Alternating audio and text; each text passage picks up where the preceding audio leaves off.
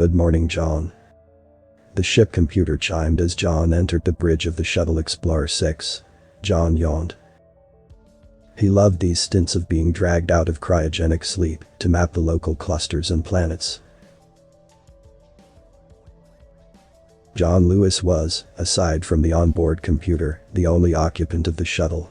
His mission was a sober one, but necessary for the advancement of science and the human race. It had been decided long ago that due to the sheer vastness of space and the limits of both physics and human longevity, that interstellar travel on a grand scale was never going to be an option. Humanity would never colonize another star system. However, it wasn't in us to not explore the galaxy. That was the purpose of the Explorer Shuttle project. Single-man one-way missions to our nearest neighbors via anything interesting along the way. The occupant would be placed into cryogenic sleep for long periods and the awoken on arrival at set waypoints where mapping and experimental work was to be carried out. John would never make it home, but that didn't matter to those who volunteered for this mission. The opportunity to see things that no one else had or ever would again made it all worth it. The information he was sending back to Earth would revolutionize what humanity understood about space and the universe. For John, it was month 7 of his journey. For the people of Earth, however, he was starting year 87 since launch. Good morning, computer. What's for breakfast today? Porridge and honey. Would you like music with breakfast? Oh, marvelous idea. I'm thinking something from the 20th century. How about some classic rock? Maybe Queen.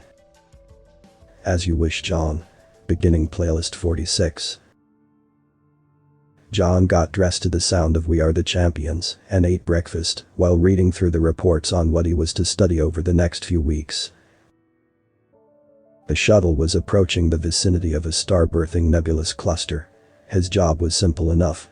Observe, report and collect dust samples from the nebula. If time allowed, he was also to investigate an anomaly showing as an EM signal coming from a red giant within the cluster, as it was unusual for it to be giving off such an intermittent signal. Finishing his porridge and floating over to the cockpit of the shuttle, John logged into the flight navigation system, mapping software and ship diagnostics. Computer. Open personal log. Send all new mapping and anomaly detection reports since the last log to my HUD. Send copies of all the data in a burst transmission to Earth. Any messages while we were sleeping? I do not sleep, John. Remember, someone has to maintain navigation, shielding and life support systems so you can wake up. Yeah, I know. You're my wife and my mother, all rolled into the most attractive ball of wires I've ever seen, computer. Thank you, John. And yes, there are 3 messages that require your attention. I've placed 2 on your HUD. The other is in the centrifugal chamber. You can read it while you exercise. Thanks, Mom.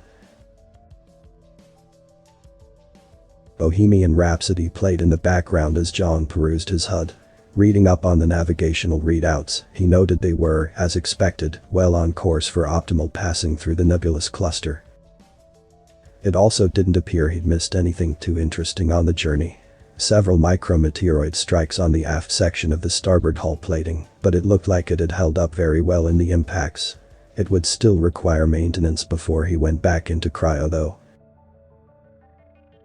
He looked over the messages too. Both from central, usual political, economic and news headlines in the first. Nice to keep a record of what's happened over the last few years, but nothing worth investing in. It's not like it affected him now, or that he could influence anything back home anyway. The second message was much more interesting, a media package. That meant new movies and films. In fact, judging by the size of the file attached, it was a veritable library's worth of information. John, you have been up for over an hour. You need to exercise today for at least 2 hours to help maintain muscle mass. I have powered up the centrifugal chamber. Okay, Mom, let me record a personal statement and I'll get to it. Record. Recording in progress, audio and video. Hey, morning Earth. Personal log for John Lewis. Earth date reads as 19/03/2201. I've woken from cryo again, ready to have a look at cluster designation HB 12456. We have had some small impacts on the outer hull, but nothing like the projected forecasts, so you know, that's cool, less work for me, right? Mom is already bitching about my lack of exercise, and I've only been awake for like an hour. I got the media package, it's huge, so yeah, thanks for that, I'll get a look at it later. Signing off for now, and we'll send another message on arrival at the cluster in 3 days. Computer. Stop record. Recording stopped.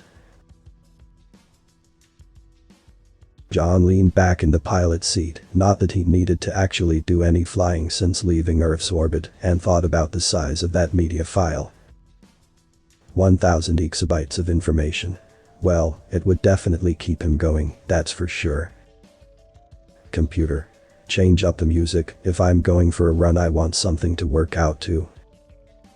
Play AC/DC, Thunderstruck on repeat. Changing audio. John climbed out of the cockpit and, using the handrails, pulled his weightless body through to the centrifuge, closing the door behind him. Computer, power the hamster wheel up to 1G and increase volume of the music by 5 points. Power up the treadmill to alert me on completion of 10 kilometers. Confirmed. The centrifugal chamber began to rotate slowly at first, then faster until Earth gravity had been replicated. John began jogging on the treadmill while singing along to the music. And I thought, what could I do? And I knew. There was no help from you. Sound of the drums. Beating in my heart. The thunder of guns. Tore me apart. You've been thunderstruck. John sang along to one of his favorites of the 20th century. He loved that era of music. His grandfather had introduced it to him. After the death of John's parents, he had been sent to live with his grandfather and been introduced to all sorts of new, or rather old, music and films. He closed his eyes and ran, his feet hitting the treadmill in time to the beat. He pictured being back at his grandfather's farm, mile after mile of open farmland. He loved open spaces, that was what had led to him becoming a pilot and was, for him at least, the reason he took this mission. Space had no fences or boundaries, out here he could run forever. 10-kilometer mark reached, do you wish to continue? John powered down the treadmill and wiped off his sweat with a towel. No, thanks computer. Play the third message from Earth for me, will you? On screen 4. Play. Pause. Computer, did you say on screen? It's a video file. Yes, John, video file from NASA Space Center from head of the Explorer project. A Dr. Mary Steiner. Turn of the music and play file. Confirmed. A face of an attractive woman in her late 40s appeared on screen. She was a good-looking woman, even under the heavy-set glasses and awful haircut. John could see she had an amazing bone structure, and from what he could tell, at least under the white lab coat, it looked like she had a body to match. Hi John, you don't know me, but I'm the new head of the Explorer project. I'm giving this message to you and all of the other Explorer volunteers in person, because I feel it's only fair. I'm not sure how to tell you this, it's great news from a scientific perspective, but on a personal basis, I'm uncertain how you may react. This did not bode well. There was definitely an "it's me not you" vibe to the video that John was all too familiar with. We have developed a new engine, John. It allows for almost instantaneous travel between point A and point B. A wormhole generator, for lack of a better description. It means our journey, our mission has been shut down and defined as essentially obsolete. They have closed down the Explorer project and are collecting all of the pilots to return to Earth. The nebulous cluster you will be coming upon shortly has, I'm afraid, already been mapped, and extensively at that. In fact, everything along our intended route for you would be a waste of time. We recognize the incredible work you have done for us up to this point and everything you sacrificed to take part in this mission. John, it's time to come home. Once you have reached the coordinates included with this file, we will send a ship to come and collect you. We thank you once again for your tireless effort and are looking forward to bringing you home. Good luck, John, and next time we speak, it'll be in the flesh. Before they arrive, it would be worth your time to run through the media file, so you are up to date with the latest information regarding Earth and her colony progress. Good luck, John. Message ended. Good luck, John. That's it, that's all. Shit. John, you are showing elevated stress levels. How may I assist you? Shit. John slammed his fists on his knees as the gravity of the doctor's statement sank in. It was going to be for nothing. Everything he had given up, all his sacrifices, the chance of a wife and family, his friends, his whole future surrendered to science, to NASA, and now it was obsolete. This couldn't be happening. Computer, verify the message. Is it official? I mean, could it be a fake? There is a 0.0008% chance of the message being a forgery. John. Fuck, that's it then. Is it mission over? Computer, open the media file. Let's have a look at it. It was pretty much what he expected, but the sheer volume of it was astounding. So much had changed in the last 87 years. It was a sobering thought. How was he meant to reintegrate into human society after so long?